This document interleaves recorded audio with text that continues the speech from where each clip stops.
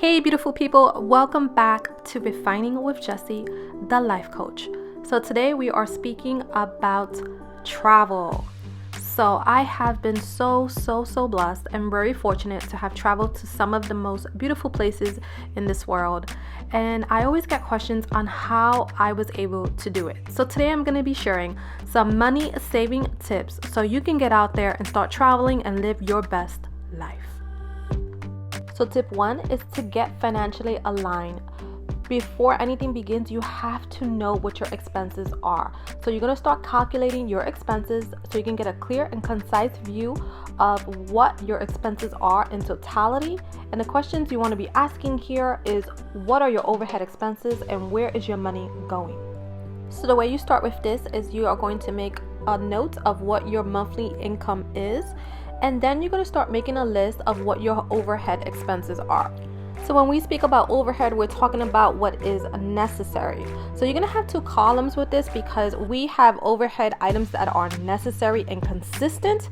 And then we have another area where it is necessary, but the amount fluctuates. So I'm going to give you an example. So for overhead necessary and consistent, that's going to be like your mortgage or your rent, gas, light, water bill, if that's what you pay, your car note, your car insurance. Those are necessary and they are consistent. Every month you get the same amount. The bill is the same amount.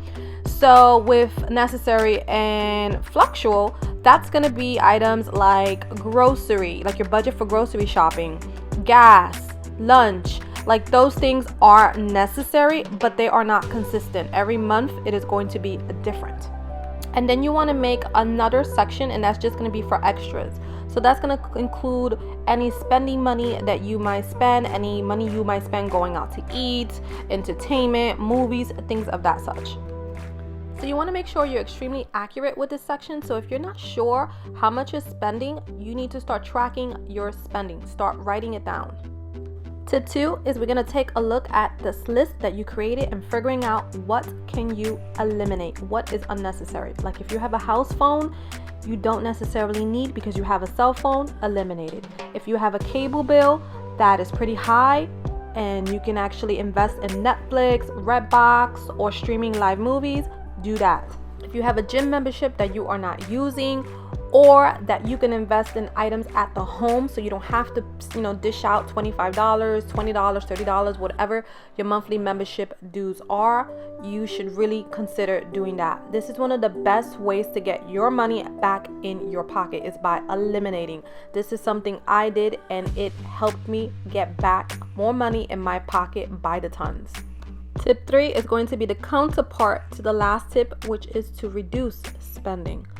So those impulsive food buys, those shopping sprees, those name brand clothing that you love to wear, start reducing how much you are doing it and how much you are spending on it. When you are reducing how much you are looking to spend, you want to look at everything. You want to look at your cell phone package. You want to look at your utility bill. Like, can you get on a level plan? You want to look at how much you're spending on drinks. Drinks always add more to your dinner bill. Drinks always add more to your bill at the club. So always remember, start reducing that bill. A great tip is to pregame it. Have drinks at home before you go out to wherever you're going. That will save you tons of money. Tip 4 is to start looking into free activities. Here in New York, we have a magazine called Time Out Magazine, and it offers an array of different selections of free activities in the city that you can do. So wherever you're from, start looking into magazines of the such so you can actually start doing things that are inexpensive and don't cost a thing. Tip 5 is to create a travel fund, whether it's a bank account or money that you just save at home. Just make sure you're reserving a certain amount every day, every month, every week, whatever you want to do for your travel dreams. People always say they can't do it, but if you break down a daunting number, you can do it. So for instance, let's say there's a trip that costs $1,500 and you want to take it. So take that $1,500, divide it by 15 months, and you can take this trip by the end of 2020. So the way to do that is $1,500 divided by 15 months equals $100 a month. And to break down to even a smaller number that your mind can phantom, that's only $3.33 per day. Can you save that? Yes, you can. So look at breaking it down in the smaller picture. Do not focus on the big $1,500. Think about it in a logical and practical manner and start breaking it down so it is achievable. You need to change your mindset from I can't to I can, and then you need to create a plan around your dream of travel, and you will be able to achieve it.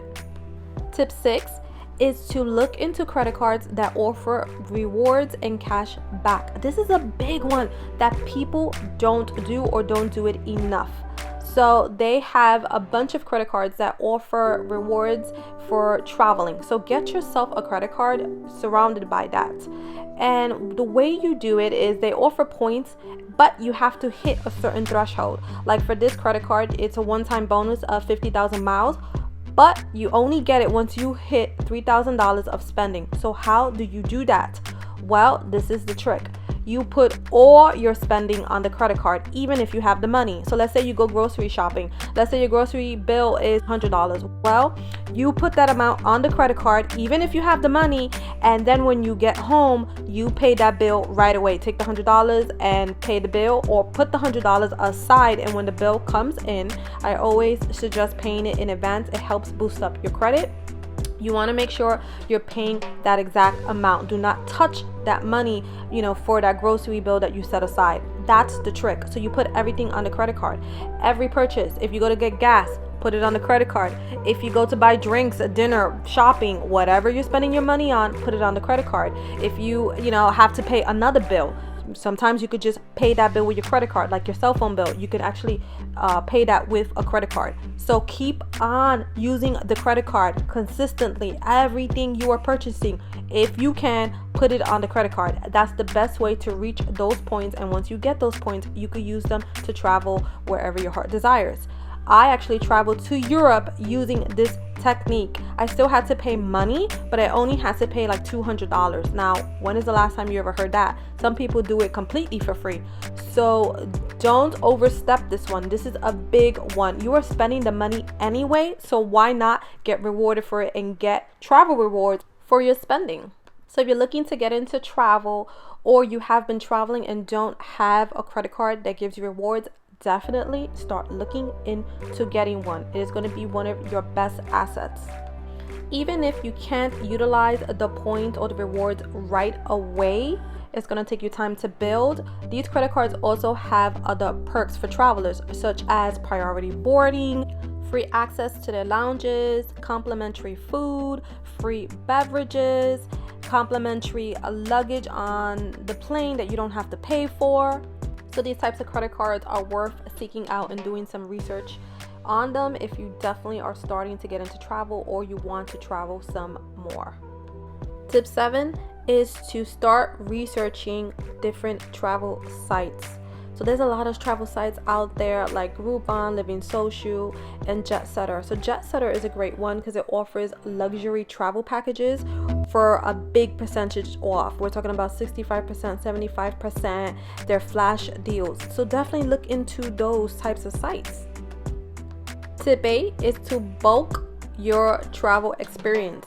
So instead of just going to one place, look for travel deals that offer numerous stops in numerous places. So for instance, when you go to Europe, you can find a package deal that stops in different places in Europe. Or if you go to Italy, they'll have different places in Italy that you're going to stop in. So, Milan, Rome, Venice.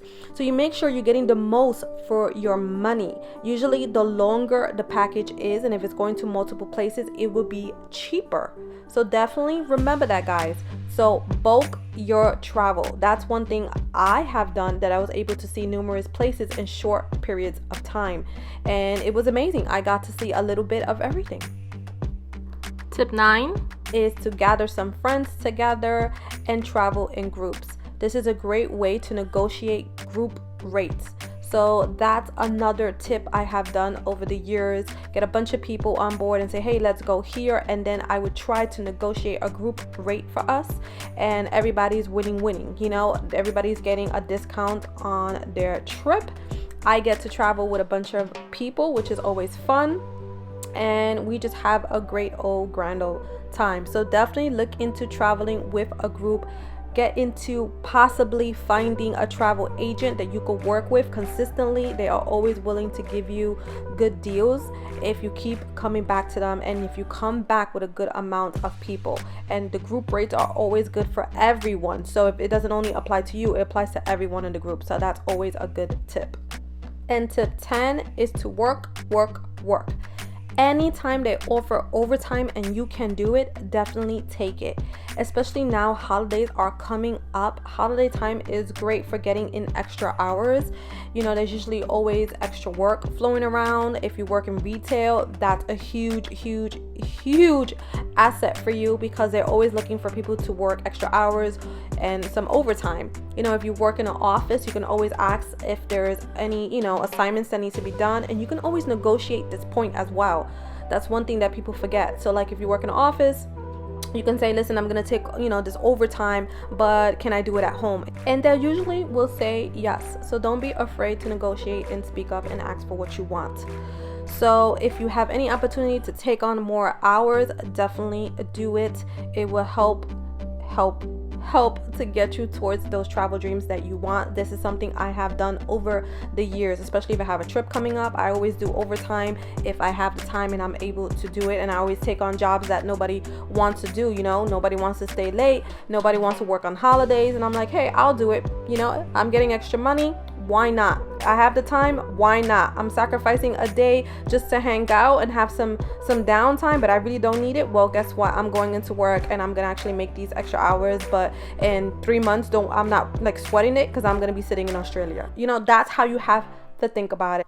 Everything is about mindset, and I think of travel as part of my self-care regimen towards my mental and physical health. So it is a priority to me. So if you are going towards traveling thinking as, you know, it's something extra and you don't really need, well, you're never going to make time, and it's never going to be high on your priority list. So, you know, once again, you got to check that mindset and really, you know, consider traveling more of an education and more to a, you know, like a gift to yourself. And that's how I consider it. I think of how much am I worth, and then I add to that, and then I double it, and then I add tax to it. And then I say, okay, well, can I afford this, you know, trip?